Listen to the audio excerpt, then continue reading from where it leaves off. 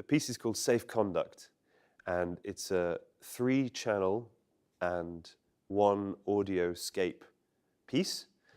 The 3 videos are installed on big sort of airport video wall things hanging in a slightly oppressive way in the center of the room. And then around that, a series of speakers playing Ravel's Bolero. I would treat it like a ballet in a way, but a very, very strange one. That's sort of the rhythm of security in airports.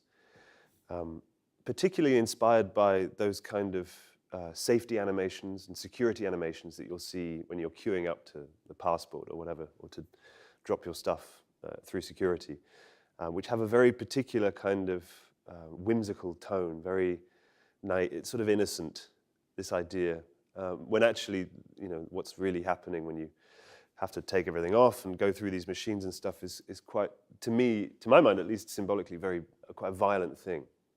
And that passing through borders, I suppose I wanted to kind of figure around that, work around that as a kind of metaphorical world. So within the film, there's quite a lot more visceral stuff happens in the equivalent of a security space. So the figure is often trying to put things in security trays to go down the carousel, but those things might be bits of guts, blood, bones, but also a laptop, you know. So it's this sort of, I suppose the best way to describe it might be like a computer-generated slapstick horror ballet security video. The figures that I'm using in this and that I've been using for a while now are computer-generated. They're often described as avatars, but to my mind, and particularly for the sake of this work, I would better call them surrogates. And I think that this is something that's happening in those security videos in airports, the animations, is that if you actually had a live action version of that, there is something it would be too obvious about the kind of violence that people have to go through, or the stress, or the anxiety, and the paranoia, all of these very negative kind of connotations. But if you have a kind of cartoon, funny guy sort of removing his watch and putting it in the thing, you know, suspension of disbelief, the kind of illusion of the whole thing is allowed to continue.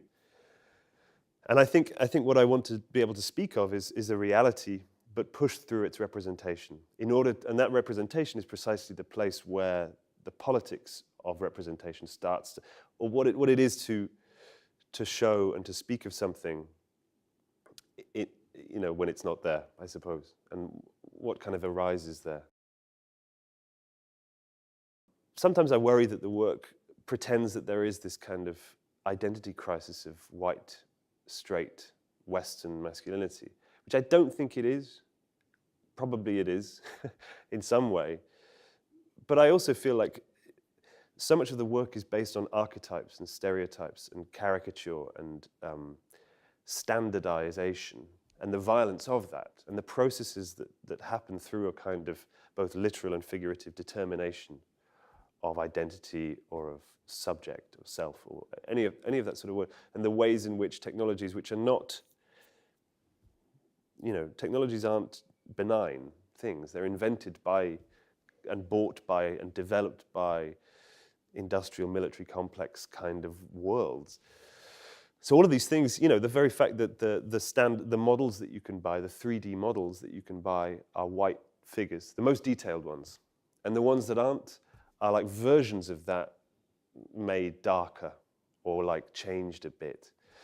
So there is this extraordinary horror involved in the world of the CGI, which is that everything gets pushed into very convenient boxes, which are extraordinarily inauthentic and yet predicated on the appearance of authenticity. So they have to look really convincing, and yet they only convince of one thing, and that one thing is a sort of horrible convincingness. They just convince of themselves. It's a sort of self-annihilating horror show, I think.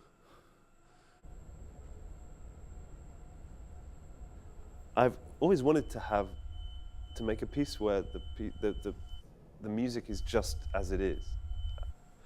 You know, the re-performance or the replaying of it. Not that it's a music video, but that it sets the tone. And the Bolero is such a unique piece. It's such a, I mean, it's, you know, probably the most famous piece of music in the world or something, you know, and probably the most used.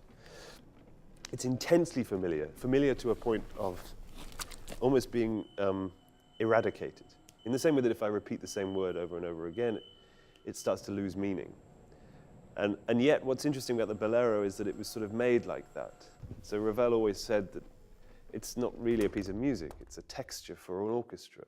So it's almost a way of pressing demo on orchestra, you know. It's like, we hear that bit, and I mean, it's closer to like, I don't know, a Peter and the Wolf or a young person's guide to the orchestra or something like that, you know.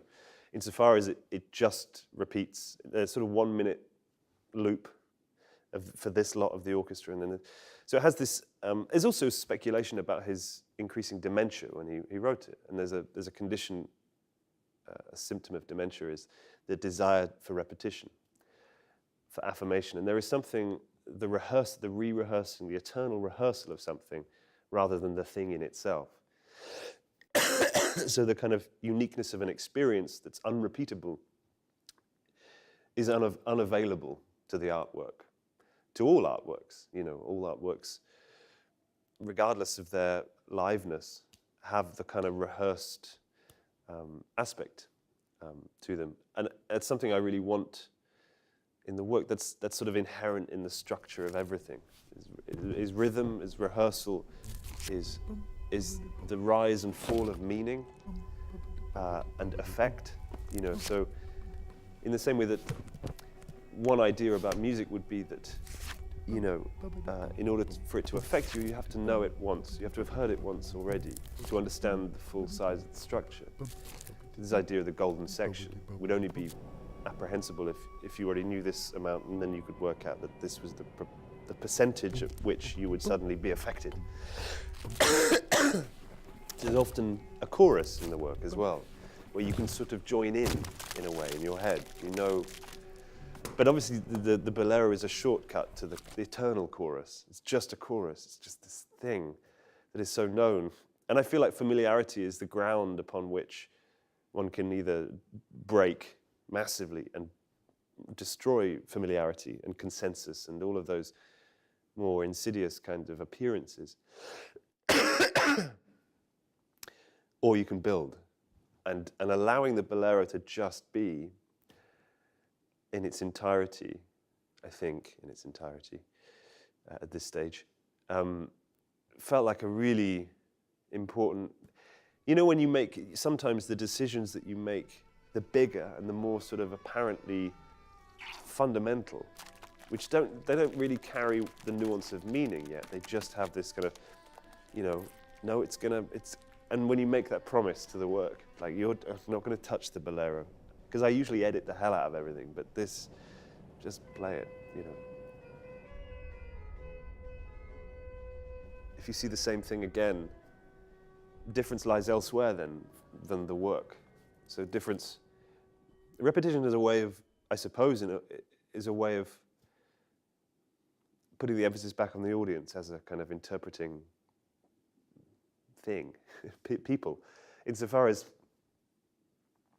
obviously every time you see it, time for you and everything has changed, or it's accrued, or it's changed in some way, you know. So the third time he pulls off his face, it's like a joke, you know. It's something gets repeated over and over again. It's sort of not funny, and then it's hilarious, and then it's, you know, it's this extraordinary, like boredom kicks in as well. And what is he doing? If you do it once, it has kind of shock. When you do it again, you're building a texture. It's very, I love it, you know. Also, it has this kind of insistence. Yeah, repetition. Who doesn't like it, really, you know? There's a great Fall song about that, about repetition. The models come, when you buy them, they come immaculate, you know, perfect. I mean, or just as perfect, you know, they look sort of like a model from the 90s or something, you know. Yeah. I mean, insofar as this is a kind of traditional idea, I suppose, and an idea around abjection is where, you know, I don't think about my hands or my fingers working until they break. You know, so if someone cuts off my fingers, I'm aware I don't have fingers. It's in the breakdown of something that it becomes more. And I feel like the CG becomes more CG the more fucked up it is. You know, the more broken down he looks, the more you're aware that he's a fake thing. Because it pushes against the idea of what computer generation is for, even, which usually you would expect it to be about perfecting something or about getting something, doing something that reality can't do. So in movies, obviously, we're used to it showing off the most amazing over-the-top stuff, aliens and dinosaurs or whatever, things that it would be impossible to do in reality. Whereas to have a guy looking a bit beaten up, there's some sort of horrible purposelessness to that. Like, why? Why would, you know, what did he do? He's not even a he. I mean, what's the, you know, there's some sort of horrible pointlessness. And that pointlessness speaks to a kind of reality, I suppose. The kind of reality where things just look like things, you know, where I look like this and not right, you know, or my teeth are brown, they're not white, you know, whatever. So he's gone through something. It's also this idea that he has a history. Something has happened to, you know, and now from this sort of point where potentially sort of the idea of stopping making computer-generated videos, I've been doing it for long enough now to have this strange sense of history of sort of about it. But then to have that kind of moved into the diegesis of the work, where in the world of the film, something's happened to him. Very peculiar. But I like that feeling of a lived-in CGI man, you know. I've wanted to make a piece called Safe Conduct for a long time. Ever since I read an autobiographical book by Boris Pasternak. I would call it an autobiography, but it's not really. It's sort of a non-chronological, aphoristic, very vivid chunks from his life. Sorry. Safe conduct is also it's a document that would be given to someone to allow them safe passage, you know, during wartime or during states of exception, or would be gifted by whichever states and agreed upon to allow someone to travel. It's a privilege, basically, which felt like, it seems like quite an anachronistic term somehow, safe conduct. It has the kind of horrible flat line of official language, you know. And I think that part of the problem of the title somehow, it has this extraordinary ambivalence about, is that a directive?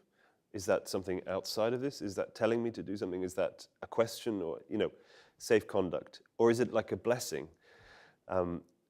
It's definitely something from the outside, and I think in the same way that the security protocol works, the instructional, you know, do this, and you know, the consequences of not doing it are never revealed, but you know what they are. You know, you would be disallowed from being a citizen, from being a human. So in a way, safe conduct sort of occupies this, hopefully, a kind of critical place. The Pasternak thing has kind of disappeared a little bit in the making of the work, but I still feel like that's in there, and there's some of the text is in there is very directly inspired by him and his life. I also feel like actually Pasternak's approach to autobiography has the flavor and the vividness of something that I've been trying to do for a long time, which is to kind of not, I don't believe in autobiography, and the work I've made has never been directly autobiographical, but what it is to speak of autobiography rather than to actually make one. So Pasternak haunts the whole thing, totally and explicitly in the title, But the title is also, I think, is detached enough, and I think it relates very clearly to the tone of the installation in there as well. The fact that these giant screens are sort of bearing down on you like an all-seeing, it's slightly panopticon-y kind of surveillance kind of instrument somehow. It also just has a great rhythm to it.